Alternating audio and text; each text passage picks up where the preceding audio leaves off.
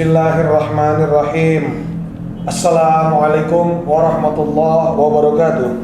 Waalaikumsalam. Alhamdulillahi kafa, wassalatu wassalamu ala rasulihil mustafa wa ala alihi wa sahbihi wa man ihtada. Amma ba'd. Para calon tamu Allah yang berbahagia, alhamdulillah kita jumpa lagi kali ini di episode selanjutnya, yakni insyaallah kita akan membahas tentang ziarah di kedua tanah suci. Rangkaian umroh tidak hanya sekedar melakukan ibadah umroh, ziarah ke makam Nabi Muhammad SAW, tapi cukup banyak tempat-tempat berziarah untuk menapaktilasi, mempelajari, menghayati perjuangan-perjuangan para keluarga Rasulullah, para sahabat-sahabat Rasulullah yang insyaallah kesemuanya disayang Allah fid dunya wa fil akhirah. Bersama saya kali ini sudah tidak asing lagi jagoan kita, pesyiar kita, Mak Len. Apa kabar Mak Len? Assalamualaikum Mak Len. Alhamdulillah. Sehat ya Mak ya? Biasa sehat. Closing malah tambah banyak Mak ya. Alhamdulillah Mak ya. Amin, luber. Terus yang untuk haji sudah mulai mendaftar Mak ya? Sudah Oke. mulai mendaftar. Jadi buat para calon tamu Allah yang ingin daftar haji atau mendaftar umroh tahun ini, nggak usah ragu-ragu, ikutin nanti nih, follow, subscribe, dan hubungi sosial media atau nomor WhatsApp dan website dari Melek Umroh sehingga informasi-informasi detailnya bisa didapatkan dan bisa langsung berkomunikasi dengan tim dari Melek Umroh. Kemudian di sebelah Mak Len juga sudah tidak asing lagi Ustadz Montero, menghabiskan beberapa tahun waktunya di Universitas Islam Madinah, kemudian juga berkolaborasi dengan Mak Len untuk membantu membimbing para jamaah umroh serta jamaah haji di kedua tanah suci, sehingga insya Allah akan menjadi memberikan insight bagi kita tentang tema kita hari ini, yakni ziarah di Haramain. Baiklah, kalau begitu Ustaz, Assalamualaikum, apa kabar Ustaz? Waalaikumsalam warahmatullahi wabarakatuh. Alhamdulillah, baik, sehat, alhamdulillah. Ustaz, bagaimana nih Ustaz nikmatnya tinggal saat Ustaz di Madinah ya, dan juga membantu Mak Len dan travel umroh lainnya itu di Makkah dan Madinah. Bisa nggak Ustaz jelasin itu, selain Rasulullah SAW, bagusnya tuh kita ziarah kemana aja Ustaz ya di kota Madinah dan kota Makkah, dan terminologi ziarah itu sebelumnya, terminologi ziarah itu apa sih Ustaz? Mohon dijelaskan secara kaidah bahasa dan juga insight-insight dari Ustaz nih yang sudah berpengalaman mendampingi, membimbing para jamaah untuk berziarah di luar makam Rasulullah SAW. Silakan Ustaz. Baik, pemirsa, Assalamualaikum warahmatullahi wabarakatuh. Waalaikumsalam warahmatullahi. Alhamdulillah, wassalatu wassalamu ala rasulillah wa ala alihi wa sahbihi wa mawalah, amma ba'd. Ya Bang, Mak Len, perlu kita ketahui bahwa salah satu kenikmatan yang paling agung, yang paling besar ya tentunya yang dikaruniai oleh Allah Subhanahu wa taala kepada kita adalah kita bisa dihadirkan oleh Allah Subhanahu wa taala di rumahnya Allah Subhanahu wa taala, yaitu di kota Mekah Al-Mukarramah, dan juga kita diberikan kesempatan oleh Allah Subhanahu wa taala untuk bisa menziarahi ya nabinya yang mulia, yaitu Nabi Muhammad sallallahu alaihi wasallam di kota beliau, kota tanah haram juga yang kedua, yaitu kota Madinah Al-Munawwarah, yang kita kenal juga dengan Madinatu Rasulullah sallallahu alaihi wasallam. Karena memang tidak ada tempat yang dianjurkan di dalam agama kita untuk kita banyak melakukan perjalanan kepadanya, melainkan 3 tempat, yaitu kata Rasulullah sallallahu alaihi wasallam di dalam hadisnya yang secara umum beliau mengatakan bahwa la tushaddur rihal illa ila salasati masajid. Tidak diperkenankan, ya tidak dianjurkan bagi seorang muslim itu banyak melakukan perjalanan safar. Ya, perjalanan safar yang tujuannya adalah untuk beribadah kepada Allah Subhanahu wa taala. Adapun perjalanan-perjalanan yang lain yaitu sifatnya tidak ada masalah. Tapi yang ditekankan di sini adalah perjalanan dalam tujuan rangka untuk beribadah kepada Allah Subhanahu wa taala. Itu tidak boleh bagi seorang muslim untuk memperbanyak ya tujuan perjalanan itu ke tempat-tempat tersebut. Contohnya apa? Contohnya mungkin ke negeri-negeri yang non muslim, mohon maaf ya. Walaupun memang itu diperbolehkan, tapi jangan sampai kita perjalanan kita lebih banyak kita habiskan ke negeri-negeri itu, sementara kita lupa dengan kedua kota yang paling suci, kota yang paling mulia, kota yang memang Allah Subhanahu wa taala sendiri yang langsung memberikan penghormatan itu kepada kedua tanah suci ini. Betul, yaitu kota suci Mekah dan kota suci Madinah Al-Munawwarah. Dan yang tidak kalah penting, ada kota ketiga yang disucikan oleh Allah Subhanahu wa taala dan umat muslim wajib mensucikan itu, yaitu Masjidil Aqsa yang ada di kota Palestina. Ya, ini merupakan 3 tempat yang betul-betul menjadi anjuran bagi seorang muslim untuk memperbanyak tujuan safar perjalanan ke tempat tersebut. Nah, ada safar itu ya kita kenal di dalam agama kita dengan ziarah. Ya. Kalau kita di Indonesia ini di Indonesia ini kita lebih kenal kalau ziarah itu konotasinya itu kita mengunjungi kuburan misalkan. Itu memang tidak ada salahnya. Sama juga ziarah ke kuburan misalkan, nggak ada masalah. Cuma kita lebih kenal lebih dikenal di Indonesia ini kalau ziarah itu ya pasti ke kuburan. Betul. Nah, ziarah di dalam agama kita secara terminologi bahasa ya, itu diambil dari kata bahasa Arab itu sendiri, yaitu dari akar katanya zaro yazuru ziyaratan, ya. Zaro yazuru ziyaratan, mengunjungi, ya, mengunjungi. Kemudian di dalam terminologi istilah ya, itu kita di dalam agama kita itu berjalan atau mengunjungi ya tempat-tempat yang memang dianjurkan oleh Allah dan Rasulnya Shallallahu Alaihi Wasallam. Di antaranya adalah 3 tempat itu. Maka itu termasuk dalam ziarah yang dimaksudkan di dalam yang dimaksudkan di dalam agama kita ini, yaitu mengunjungi tempat-tempat yang memang sudah menjadi direkomendasikan oleh Allah Subhanahu wa taala dan baginda Rasulullah Shallallahu Alaihi Wasallam. Maka ziarah, kita mengunjungi tanah haram ini merupakan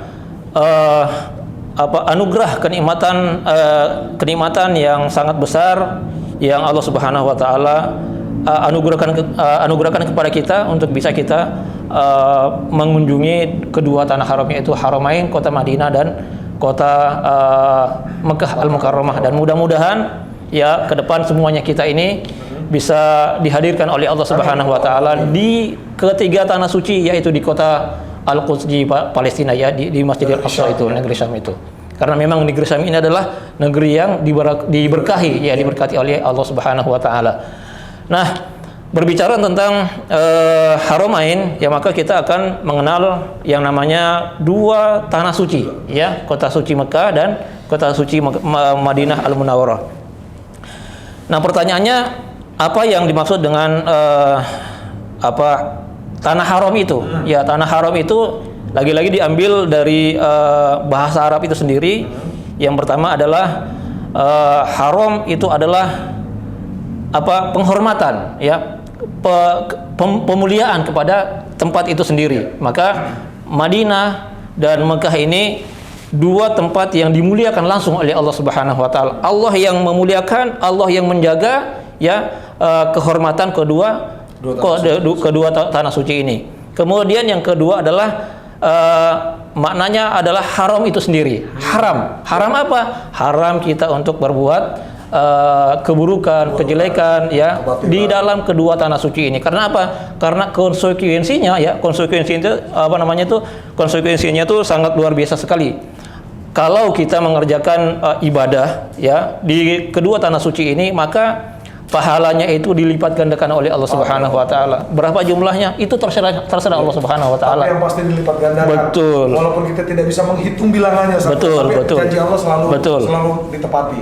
Betul. Begitu juga ketika kita melakukan satu keburukan, ya, keburukan apapun itu, ya, baik dari lisan kita, perbuatan kita, tindakan kita, itu pasti, ya, ganjarannya itu dilipat gandakan juga oleh Allah Subhanahu wa taala berupa dosa. Ya, ya naudzubillah lah, jangan sampai kita ketika kita dihadirkan oleh Allah Subhanahu wa taala di kedua tanah suci ini, baik kota Madinah, kota Rasulullah sallallahu alaihi wasallam, dan kota Mekah Al-Mukarramah ini, ya, kita melakukan hal-hal ya yang tidak di ridhoi oleh Allah Subhanahu wa taala dan oleh baginda Rasulullah sallallahu alaihi wasallam. Terima kasih Ustaz penjelasannya. Jadi para calon tamu Allah Subhanahu wa taala, di mana sebenarnya tidak salah kaprah, maksudnya ziarah itu adalah seperti berziarah mendatangi makam keluarga orang tua untuk mendoakan. Sebenarnya tidak salah. Iya, betul. Tapi dari terminologi bahasa ziarah adalah mengunjungi. Betul. Jadi kita mengunjungi, kita mendatangi kota suci Mekah dan Madinah, mengunjungi di sana ada beliau Rasul sallallahu alaihi wasallam, juga peninggalan-peninggalan bersejarah beliau. Dari mulai para ahli keluarga sampai dengan anak keturunannya semuanya, insya Allah bisa kita ziarahi, bisa kita kunjungi di sana. Dan ingat bahwa di sana adalah tanah suci. Sekecil apapun kebaikan yang kita lakukan, insya Allah akan dilipat gandakan ya Ustaz ya kebaikannya. Baik, saya bertanya sama Mak Len nih, yang biasa bikin paket umroh. Kita sampaikan dulu haji ya Mak, karena memang umroh ini adalah kesempatan yang termudah bagi para hamba-hamba Allah dibandingkan untuk melakukan ibadah haji. Biasanya tuh Mak, kalau paket-paket umroh ya selalu ada city tour, betul ya Mak ya? Betul. Itu kalau dari Malen sendiri, dari Melek Umroh, kira-kira prioritasnya city tour itu lebih enak di Madinah atau di Mekah sih Mak untuk dijadikan prioritas dalam hal memanjakan, melayani para tamu Allah yang ada di sana? Karena banyak yang bicara, banyak yang mengatakan yang sudah ke sana, Madinah lebih enak, Madinah lebih tenang, karena preferensi masing-masing. Sebagian pun ada yang juga mengatakan Mekah lebih enak karena banyak yang bisa dilihat ini itu segala macam. Nah, Mak sendiri sebagai owner travel mencoba mengakomodir ini, apakah menyeimbangkan atau memprioritaskan salah satu kota? Bagaimana Mak teknis dan sedikitlah strategi siasat Malen di Melek Umroh? Oke, terima kasih ya Bang Sam ya, pertanyaannya bagus sekali. Dalam di programnya kami ya di Melek Umroh sendiri itu kita harus melihat dulu jamaahnya. Melihat jamaahnya itu, saya akan bertanya apakah jamaah itu pernah umroh atau tidak pernah umroh, atau sudah pernah umroh tapi pengen tetap menikmati yang namanya city tour Mekah Madinah. Jadi kalau yang jamaah yang belum pernah umroh, kedua kota ini baik city tour Madinah maupun city tour Mekah itu harus prioritas. Karena mereka jamaah yang belum pernah umroh. Belum pernah ya. Artinya gimana pun ya, mereka itu harus paham city tour Madinah itu kan ataupun city tour Mekah itu kan nggak cuman kita jalan, tapi kan di situ kan ada napak tilasnya, teladan-teladannya para nabi dan Rasulullah, ya kan, para sahabat seperti itu. Jadi untuk yang belum pernah umroh sama sekali ya, memang ini menjadi skala prioritas. Tidak ada yang tidak menjadi skala prioritas. Kedua kota ini adalah skala prioritas. Nah, bagi yang sudah pernah umroh ya, biasanya mereka itu memang memilih yang mereka sukai, ya.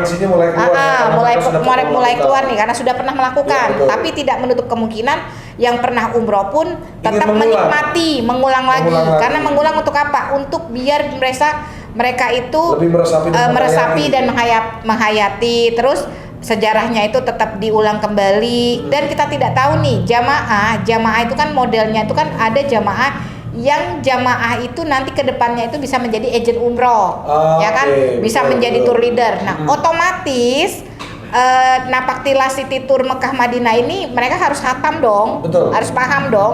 Jadi kalau cuma sekali, 2 kali, sepertinya itu mereka itu sulit untuk menguasai produk knowledge ya. Walaupun sebenarnya produk knowledge itu sebenarnya itu ada orang-orang tertentu ya. Nah, tapi kalau untuk jamaah itu wajib karena jamaah yang belum pernah umroh ini menjadi skala prioritas. Dan sekarang ini city tour itu nggak hanya terbatas dengan Jabal Rohmah, Jabal Nur, Jabal Sur, terus hal-hal yang kayak kebun kurma dan lain sebagainya. Nah, sekarang Saudi itu sudah banyak menambah ya tujuan wisatanya ya kan, seperti Taif, terus Jabal apa ya Tat ya, yang di Madinah ya, Jabal Badar ya, apa sih? Al-Ula. Al-Ula. Terus ada itu yang di Badar, Gunung Malaikat, Jabal Magnet, ya kan, Gunung Malaikat, ya. ya kan. Memang destinasi-destinasi yang memang kita pahami ya, budayanya orang Indonesia itu kan demen bikin konten sekarang. Betul. Walaupun itu sudah digitalisasi, demen bikin konten. Jadi terkadang ya, kenapa City Tour menjadi prioritas mereka? Ada momen-momen yang mana momen-momen itu menjadi satu keharusan di jamaah untuk memberikan satu inspirasi kepada calon-calon tamu Allah yang belum pernah berangkat umroh, seperti itu. Jadi akhirnya mereka itu membuat satu konten atau satu cerita di foto apapun video yang itu bisa menjadi inspirasi, kan pahala ya. Kalau kita emang inspirasi, terlepas dari apa kata orang itu pamer ya kan, tapi banyak jamaah yang ingin mengajak atau ikutan siar, begitu loh Bang Sam. Jadi ada satu nilai tambah. Ada satu nilai tambah. Yang memang memberikan rangsangan positif kepada betul. para penonton yang belum pernah, terutama yang belum pernah ibadah umroh. Nah, jadi tidak ada yang namanya itu satu ketakutan dalam syiar, ya kan? Tidak ada dalam satu ketakutan bahwa indahnya kota Mekah Madinah itu memang luar biasa, ya kan? Apalagi sekarang semakin diperbaharui, semakin dibagusi dan lain sebagainya. Jadi animo masyarakat ke tanah suci ini tuh sangat luar biasa. Jadi City Tour Madinah dan Mekah ini tidak menjadi mana yang paling seneng kita ituin, tapi mana yang bisa membuat ibroh dan meresapi ke dalam sanubari dari atau hati kepada calon-calon tamu Allah. Kalau tiba-tiba mereka itu lebih sukanya di Madinah, ya kan, atau ada yang lebih sukanya di Mekah, itu memang dari sisi teladannya Rasulullah ya. Ketika kota Madinah itu, City Tour Madinah itu menjadi satu ketenangan, mereka lebih senang berlama-lama di Madinah ada. Tapi ada juga yang memang fokusnya ke rumah Allah. Jadi City Tour di kota Mekah itu juga menjadi satu prioritas karena ada Jabal Rahmah, ya kan, di mana Jabal Rahmah itu adalah pertemuannya Adam dan Hawa, ya kan. Jadi banyak tempat-tempat, titik-titik yang memang itu bisa menjadi inspirasi jamaah untuk menginspirasi calon jamaah lagi. Oke. Gitu, jadi para calon tamu Allah sesungguhnya nilai-nilai histori itulah yang sangat tinggi nilainya, karena bagaimana kita bisa mempelajari kebesaran hati Rasulullah, kekuatan fisik dan kekuatan jasmani Rasulullah menghadapi berbagai macam ujian, mulai dari kota Makkah yang dulunya namanya Bakah ya Ustaz ya, hingga ke kota Yathrib dulu yang saat ini disebut sebagai Madinatul Munawwarah. Jadi kalau kita urutkan mulai dari kota Makkah hingga kota Madinah, mungkin rasa-rasanya jari ini tidak cukup Ustaz untuk menghitung jumlahnya. Tapi terlepas dari berapapun jumlahnya, sungguh nikmat luar biasa kita bisa mempelajari secara langsung bagaimana perjuangan Rasulullah dalam menyebarkan agama Islam, mempertahankan agama Islam, bagaimana para sahabat-sahabat membela Rasulullah dari segala macam perang yang dijalani oleh Rasulullah.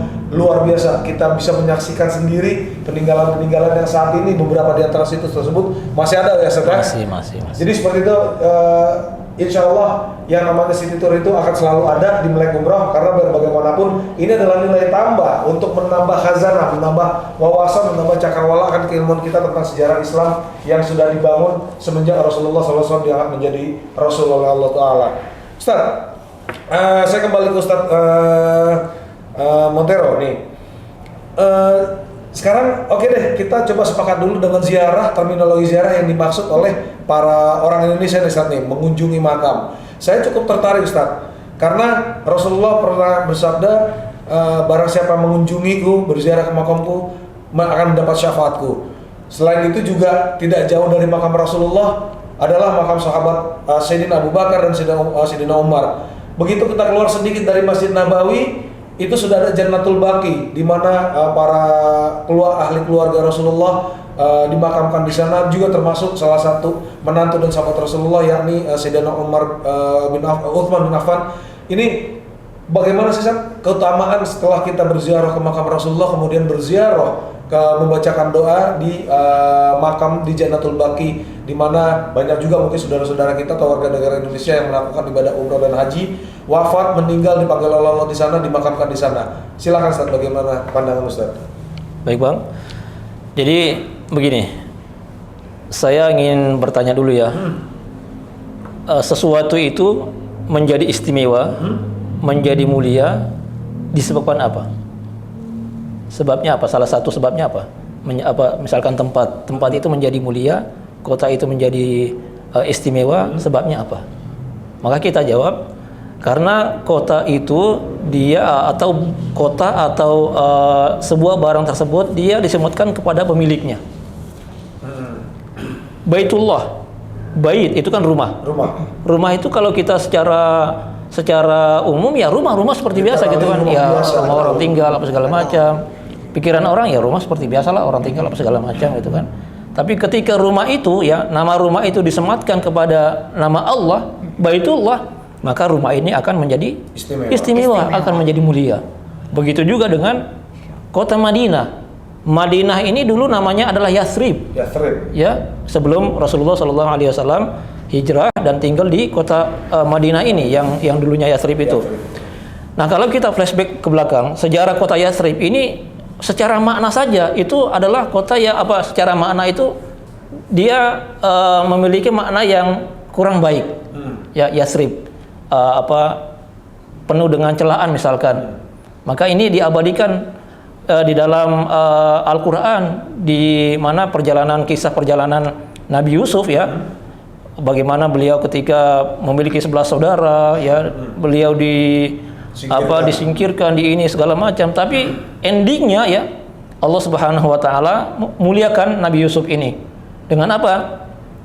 Ketika Nabi Yusuf sudah mulia ya, sudah menjadi seorang petinggi di Mesir ya, maka datanglah saudara-saudaranya yang dulu menyingkirkan beliau, berbuat jahat kepada beliau. Bisa saja dengan otoritas beliau yang sudah menjadi seorang pemimpin di Mesir itu ya menghukumnya, habisin saja apa segala macam, usir apa segala macam, hinakan saja. Tetapi tidak, kata Allah Subhanahu wa taala apa? Indahnya Al-Qur'an ini mengatakan apa? La tasriba alaikumul yaum. Kata yang keluar dari lisan Nabi Yusuf kepada saudara-saudaranya ini, la tasriba alaikumul yaum. Kalian sekarang di Mesir ini aman. Tidak ada celaan bagi kalian sekarang. Artinya apa? Yathrib ini bisa diambil dari makna dari ayat yang kisah Nabi Yusuf ini, la tasriba alaikumul yaum, tidak ada celaan bagi kalian. Makanya dulu nama Madinah adalah Yathrib. Nah, dengan berpindahnya Rasulullah SAW, ya hijrahnya Rasulullah SAW tinggal di kota Yathrib ini, dengan Rasul tidak menyenangi istilah nama ini, nama yang kota kurang baik ini, maka Rasul merubah nama Yathrib menjadi kota Al-Madinah. Ya. Walaupun di dalam perjalanannya ya, kota Madinah ini salah satunya menjadi istimewa karena memiliki nama-nama yang begitu banyak. Tidak ada nama ya yang satu kota yang namanya itu lebih banyak dari kota nama kota Madinah. Ya, dalam literatur sejarah para ulama itu merangkum nama kota Madinah ini kurang lebih 100 lebih. Di antaranya apa? Al-Madinah, Al-Munawwarah, Madinatu Rasulillah sallallahu alaihi wasallam. Kemudian Tobah, Taibah, Darul Iman, Darul Hijrah, dan lain sebagainya. Nama-nama yang mulia. Itu nama-nama yang mulia semua, nama-nama yang baik semuanya yang disematkan kepada kota Madinah Al-Munawwarah. Ini merupakan salah satu keistimewaan yang dimiliki oleh kota Madinah Al-Munawwarah. Dan kota ini menjadi mulia, ya diingat Bang. Mungkin saya agak sedikit serius ya. Silakan Ustaz, supaya saudara-saudara kita orang Allah dapat memahami lebih detail. Ya, salah satu kota Madinah ya, kota Yathrib ini menjadi kota Madinah ini menjadi mulia ya karena disematkan langsung kepada nama baginda Rasulullah sallallahu alaihi wasallam.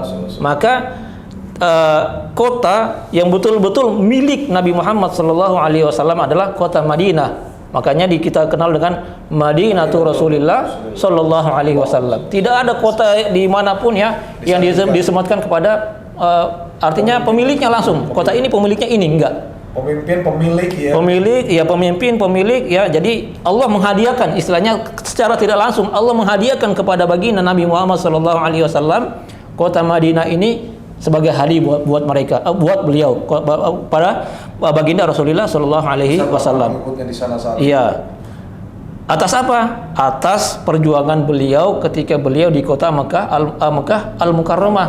Ketika beliau hidup kemudian diberikan beban dakwah oleh Allah Subhanahu wa taala, itu tidak mendapatkan kemenangan. Di mana di kota Mekah Al-Mukarramah selama kurang lebih 13 tahun lamanya itu ya, beliau berjuang ya, sampai akhirnya ya endingnya adalah Rasul sallallahu alaihi wasallam diusir oleh kaumnya sendiri, oleh keluarganya sendiri dari tempat kelahiran beliau, ya dari kota yang beliau cintai, membesarkan beliau di sana beliau besar, kemudian di sana beliau banyak belajar tentang kehidupan ya, sampai Allah Subhanahu wa taala bebankan amanahkan ya beban dakwah ini kepada di atas pundak Rasulullah sallallahu alaihi wasallam. Disitulah mulai perjuangan itu dimulai. 13 tahun lamanya, tidak main-main Bang. 13 tahun lamanya ini. Bukan waktu yang sebentar ya. Penderitaan, kesusahan. Wah, luar biasa itu. Psikisnya dihabisi, kemudian psikologinya juga artinya tidak ada manis-manisnya ya perjuangan beliau selama di kota Mekah selama 13 tahun ini. Maka ketika Rasulullah Shallallahu Alaihi Wasallam diperintahkan oleh Allah Subhanahu Wa Taala untuk pindah ya dari tempat yang sudah tidak aman lagi, sudah tidak layak lagi ini, untuk pindah di mana ke kota Madinah, kota Yathrib. Inilah bentuk hadiah dari Allah Subhanahu Wa Taala kepada baginda Rasulullah Shallallahu Alaihi Wasallam dan beberapa pengikut yang setia bersama dengan perjuangan Rasulullah Shallallahu Alaihi Wasallam. Nah, peristiwa hijrah tersebutlah yang mengukuhkan diri Rasulullah beserta agama dari Allah, agama Islam yang semakin menyebar luas, dimulai dari titik Madinah. Madinah, ya, makanya nama selanjutnya adalah Al-Madinah Al-Munawwarah. Ya, Madinah, kota yang memancarkan cahaya. Cahaya apa? Cahaya keimanan, cahaya Islam yang kita rasakan sampai saat ini. Yang kita tidak kenal dengan Rasul, tidak pernah bertemu dengan Rasul, kita menikmati.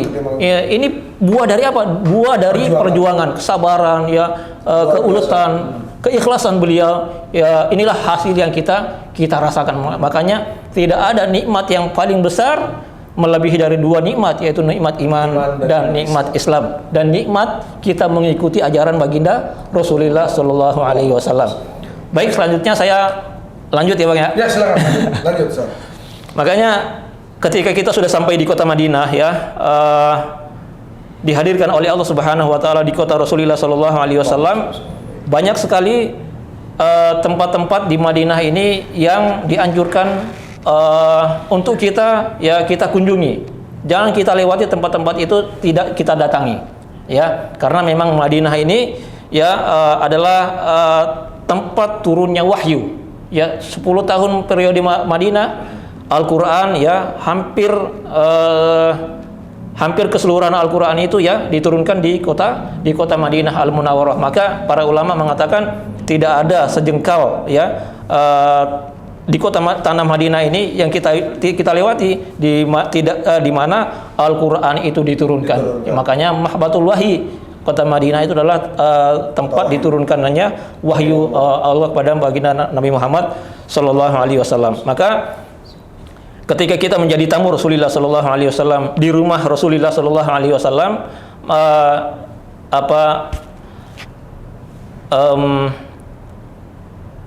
layak dan sudah seharusnya bagi kita sebagai tamu yang dihormati ya, tamu terhormat ini, untuk mengunjungi baginda Rasulullah Sallallahu Alaihi Wasallam. Maka di antara program umroh di Madinah itu tidak hanya sholat 5 waktu saja ya, sholat, pulang, makan, kemudian istirahat di hotel, tidak. Tetapi banyak sekali ya tempat-tempat yang perlu kita ziarahi, yang perlu kita kunjungi. Di antaranya adalah ziarah dalam, kalau kita kenal ya, ziarah dalam. Sebelum nanti ada ziarah di luar, di mana?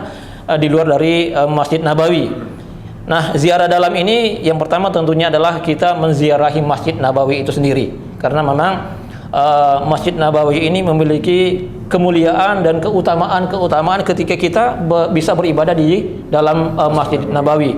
Maka kata Rasul Sallallahu Alaihi Wasallam, "Salatun fi masjidi khairun min alfi salatin fi ma siwahu illal Masjidil Haram." Ya, salat di masjidku ini satu kali, maka diberikan pahala ganjaran oleh Allah Subhanahu Wa Taala 1000 kali kita sholat dibandingkan kita sholat di masjid-masjid yang lain. Diingat di situ ada redaksi hadis yang kedua, ada ismu tafdil namanya, ya, afdhalu min alfi sholatin. Artinya lebih baik dari 1000 kali kita sholat di tempat-tempat yang lain. Artinya apa? Tidak hanya batasan hanya di 1000 saja, tapi ada lebih dari itu. Yang tidak terhingga. Iya, mau berapa jumlahnya itu tahta masyiatillah. Ya, tergantung ya rahmat Allah Subhanahu wa taala kepada hambanya. Semakin kita ikhlas, semakin kita ini ya, maka reward atau pahala yang diberikan oleh Allah Subhanahu wa taala ya seperti itulah yang kita dapatkan.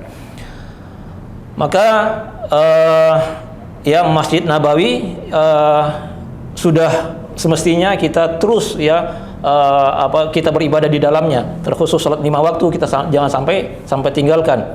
Kemudian di dalam Masjid Nabawi nanti ada kita menemukan halaqah keilmuan. Ya, karena memang Islam ini dibangun di atas dasar keilmuan. Maka ayat yang pertama kali diturunkan kepada baginda Rasulullah SAW di mana di Gua Hiro itu adalah ayat Iqra, ya. Kemudian Islam ini juga bagaimana berjaya sampai di dataran Eropa Andalus, ya. Ya, hampir Islam ini menguasai daratan Eropa. Itu karena peradaban yang dibawa adalah peradaban ilmu. Ya, bukan kita memerang segala menjajah, tidak, tetapi dengan otak, tetapi ilmu, ya. Maka ayat-ayat yang berkaitan dengan ilmu itu bagaimana Allah mengangkat derajat orang-orang yang berilmu dan kedudukan mereka itu istimewa di mata Allah Subhanahu wa taala. Kemudian di dalam Masjid Nabawi itu sendiri ada tentunya ada rumah Rasulullah SAW, ada jasad baginda yang mulia itu dimakamkan di dalam rumah beliau, karena Nabi kalau meninggal dia dimakamkan di mana dia di tempat di mana dia meninggal. Maka Rasulullah SAW beliau meninggal di dalam kamar istri tercintanya, yaitu ibunda Aisyah, ya, di pangkuan baginda Aisyah radhiyallahu taala anha di dalam rumahnya. Kemudian itu yang nanti kita wajib dianjurkan untuk mengunjunginya, ya, untuk menziarahinya. Kita memberikan selawat, doa kepada Rasulullah SAW, ya, dan kita juga berharap yang mudah-mudahan kita juga mendapatkan syafaatul uzmatnya Rasulullah SAW. Kemudian nanti geser ke samping ada kedua sahabatnya yang manusia yang paling mulia setelah Rasulullah SAW, yaitu Abu Bakar As-Siddiq dan Umar ibn Khattab radhiyallahu taala anhuma. Kita memberikan salam kepada keduanya karena jasa-jasa beliau, ya, bagaimana beliau masa-masa sulit, ya, terus bersama dengan di samping Rasulullah SAW, suka dan duka, ya, selalu bersama dengan Rasulullah SAW. Maka tidak heran Abu Bakar itu dijuluki dengan As-Siddiq, ya, orang yang terpercaya. Rasul mengatakan ya, bahkan ya, ketika perjalanan Isra Mi'raj, ya, orang-orang Quraisy Mekah itu tidak mempercayai perjalanan Isra Mi'raj itu, tetapi Abu Bakar langsung mempercayainya. Kemudian apa yang dikatakan, kalau seandainya dia mengabarkan lebih dari itu, saya percaya. Iya, betul. Ya kan, itulah makanya Abu Bakar As-Siddiq masa-masa sulit terus, ya, bersama dengan Rasulullah SAW. Kemudian Umar bin Khattab, beliau dijuluki dengan Al-Faruq, beliau pembeda mana yang hak, mana yang batil. Ketika hak, ketika batil. Tidak ada tawar menawar, ya. Tidak ada abu-abu. Tidak ada abu-abu.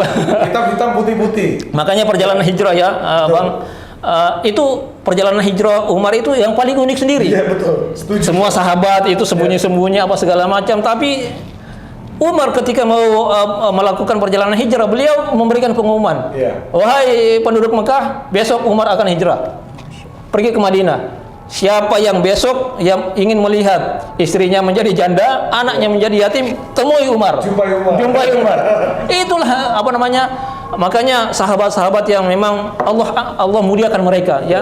Ketika betul-betul masa-masa sulit, ya, masa-masa senang, selalu bersama dengan Rasulullah SAW. Kemudian ada tempat yang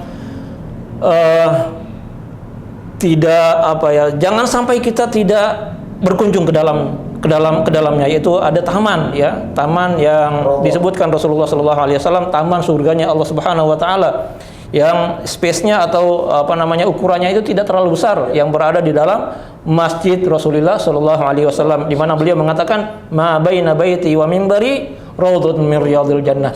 Ada di antara rumahku dan mimbarku terdapat taman dari taman-taman surganya Allah Subhanahu wa taala, menjadi tempat mustajab ya, mustajabnya doa. Doa itu cepat sekali diijabah. Kalau seandainya di seluruh area Masjid Nabawi, seluruh tanah haram Masjid Nabawi ini adalah tempat mustajab, maka ada tempat khusus yang memang Allah berikan spesial untuk bagaimana doa itu langsung diangkat oleh Allah Subhanahu wa taala. Yang Allah berikan untuk umat Rasulullah.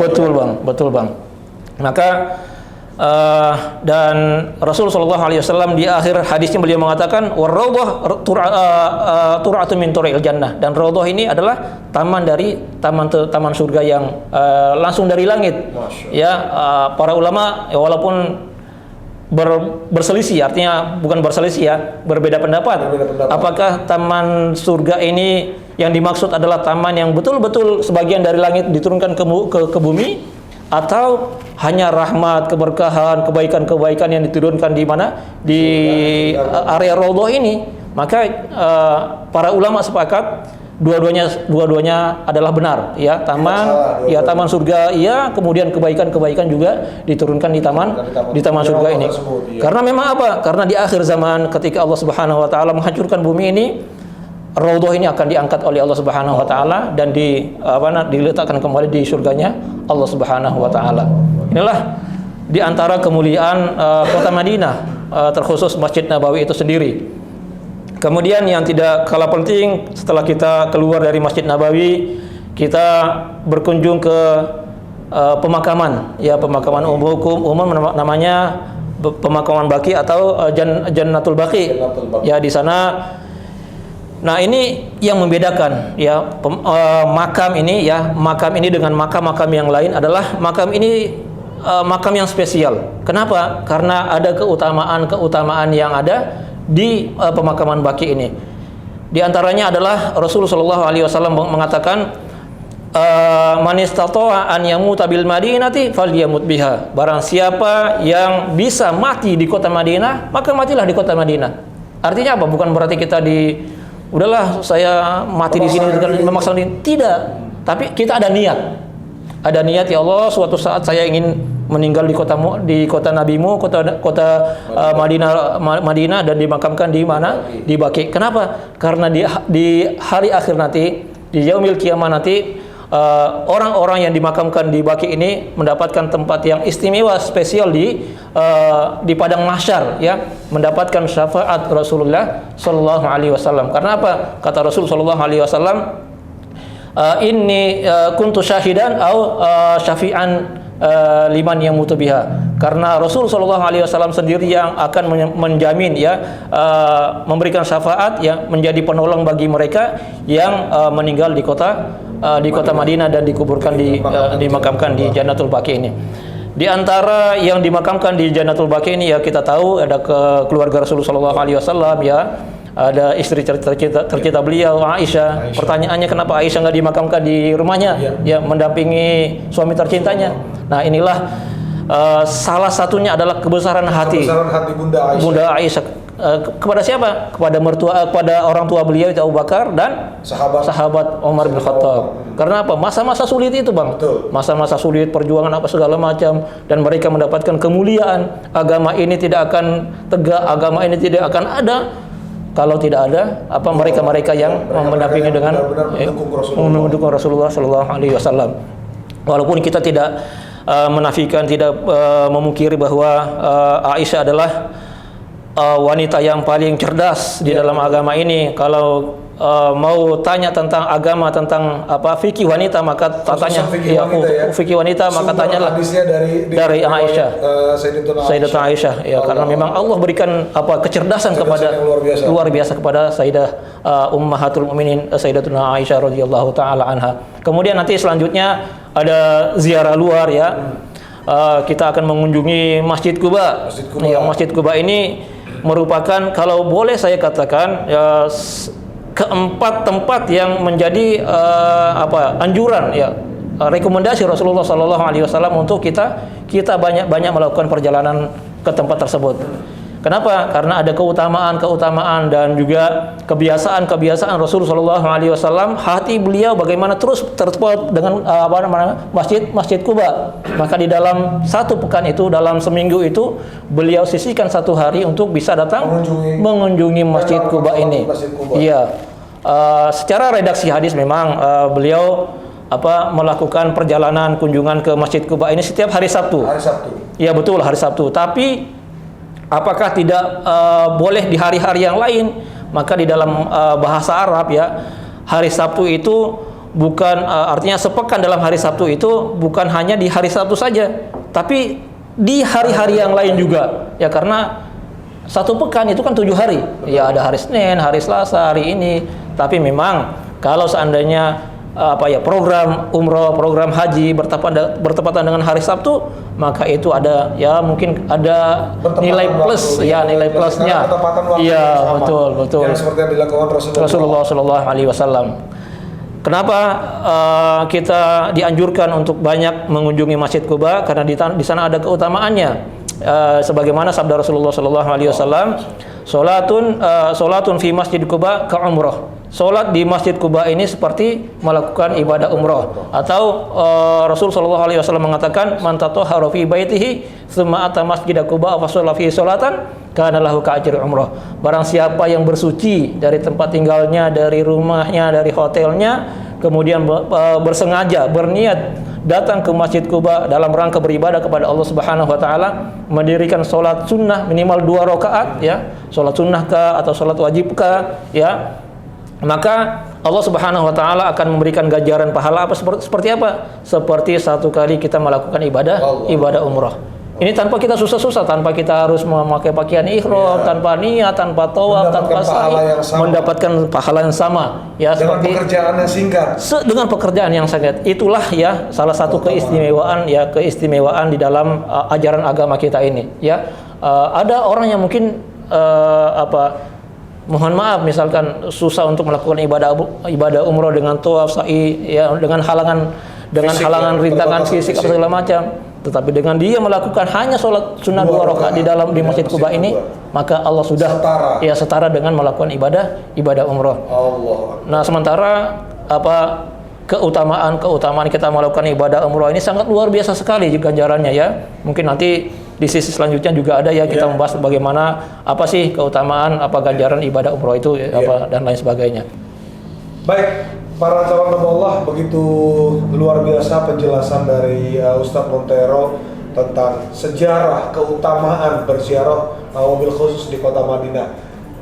Berkaitan dengan ziarah, saya penasaran ya dengan Mak dengan program like umrohnya. Mak itu kan punya beberapa paket ya, paket umroh dan termasuk city tournya untuk berziarah ke beberapa tempat-tempat yang memang dianjurkan. Setidaknya untuk mempelajari, menapak tilas dan mengingat sejarah-sejarah Rasulullah dalam mensiarkan agama Islam. Tapi yang saya mau tanya adalah, kalau ada jemaah yang sudah mengikuti program dan jemaah itu mempunyai waktu senggang, diizinkan nggak Pak ya mereka itu untuk mendatangi atau mengunjungi atau menziarahi beberapa tempat-tempat napak tilas Rasulullah? Karena kita tahu travel itu kan lebih memprioritaskan keamanan dan kenyamanan. Tapi si jamaah merasa, insya Allah saya atau kami cukup kuat kok, asal diberikan kesempatan waktu 2 jam, 3 jam.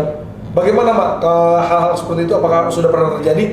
Atau jika belum terjadi, bagaimana Mak menyikapinya terhadap jamaah seperti itu Mak? Oke, baik, terima kasih Bang Sam. Jadi kadang di program kami City Tour itu kan memang City Tour pada umumnya ya, napak tilas sejarahnya Rasulullah dan nabi-nabi yang lain ya kan, atau sejarah para sahabat ya kan, itu kan memang secara umumnya. Kadang ada satu program yang bukan program sih, ada satu keinginan jamaah kadang pengen maaf kata tuh ke Jabal Nur ya, ke Jabal Nur yang mana di situ kan tempat pertama kalinya Rasulullah itu mendapat wahyu ya. Sementara di program kami itu nggak ada, karena memang treknya itu luar biasa, ya kan? Tidak memungkinkan untuk jamaah tua apalagi, ya kan? Tapi ya kami memberi notis dan izin kepada jamaah yang memang izin kepada kami, hanya saja ya kan ada hal-hal yang memang harus kami garis bawahi, tekankan demi keselamatan dan kenyamanan. Kami akan kasih tahu nih paketan program yang di luar paket kami, silakan boleh jamaah mengerjakan dengan izin untuk pergi ke ziarah tersebut, tapi kami tidak memberikan tanggung jawab kepada kami jika terjadi apa-apa, ya kan? Nah, jadi hal-hal seperti itu tuh memang kami harus mengedukasi dulu kepada jamaah, ya kan? Harus secara keamanannya seperti apa dan lain sebagainya seperti apa, ya kan? Karena kan memang di sana tuh tinggi ya, naik tangganya itu kan lumayan tinggi. Betul terus kita juga harus tahu sikon dan waktu yang tepat. Tapi biasanya jamaah itu tetap ketika sudah punya tekad ya, insya Allah sih di sana tidak ada yang tidak dijaga sama Allah ya kan. Segala sesuatu memang niatannya itu pengen mengetahui tempat pertama kali Rasulullah mendapat wahyu ya. Akhirnya kami tetap mau tidak mau memang harus mengizinkan. Begitu juga dengan city tour atau napak tilas tempat lainnya yang memang itu tidak include di program kami. Kalau misalnya itu include di program kami kan memang harus melihat kondisional regulasi Saudi juga ya. Kadang kan Saudi ini juga membuat satu notis ya kepada travel atau pihak penyelenggara ibadah haji dan umroh, ada waktu-waktu tertentu yang tidak diperbolehkan city tour tuh ada, ya kan? Jadi hal-hal ini tuh memang harus kita komunikasikan dan kita edukasi kepada para jamaah, ya kan? Hal ini karena kan kita harus memahami aturan mereka Saudi juga ya, aturan kerajaan Saudi yang harus kita hargai dan kita hormati, yaitu memang menjadi di Melek Umroh ini hal-hal itu terupdate Bang Sam. Jadi kita itu selalu mengedukasi kalau misalnya di bulan ini update-annya seperti ini, sharingnya dan lain sebagainya. Biasanya tuh saya selalu memberikan update ya kan, memberikan update. Nah kalau untuk saat ini ketika podcast ini baru ada ya kan, saya tuh punya satu komunitas grup ya, namanya Sharing Umroh dan Haji. Jadi saya selalu memberikan updatean ya kepada komunitas Sharing Umroh dan Haji yang memang saya sendiri yang menjadi admin ya kan, untuk memberi pengetahuan kepada teman-teman ya, baik di situ jamaah, owner travel, agent dan lain sebagainya, bahwa ada hal-hal yang memang harus kita ikuti baik secara regulasi. Jadi segala hal yang berurusan dengan kerajaan Saudi ya, dengan kota Mekah dan Madinah, itu pun kalau kita pengen kemana-mana itu tetap harus ada izinnya. Apalagi sekarang sudah ada banyak pengetatan ya. Seperti itu. Karena sistem digitalisasi itu udah sangat luar biasa, termonitor dan Saudi ingin sempurna ya kan, walaupun memang ke arah sana itu memang akan sangat memakan waktu.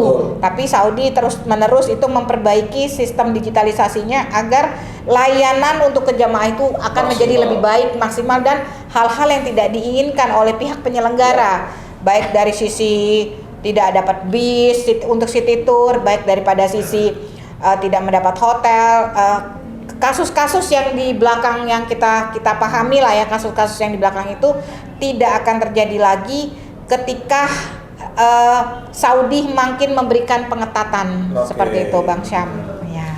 Jadi intinya tuh Mak, sebenarnya paketan yang memang sudah ada, jika memang calon jamaah itu ingin menambah sendiri, intinya dari Melek Umroh fleksibel, tapi catatan prioritas utama adalah keselamatan dan keamanan. Betul. Karena jika berbenturan dengan regulasi Saudi, kerajaan Saudi Arabia, pihak Melek Umroh juga akan mempertimbangkan dengan serius. Betul. Karena biar bagaimanapun Melek Umroh di bawah pimpinan Malen ingin berangkat lengkap, pulang lengkap tanpa ada halangan, dan ibadah umroh diterima. Seperti itu para calon tamu Allah.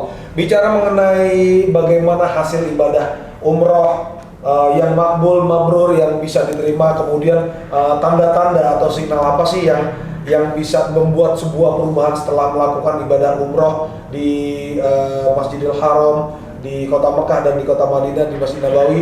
Insya Allah akan kita bahas di episode berikutnya.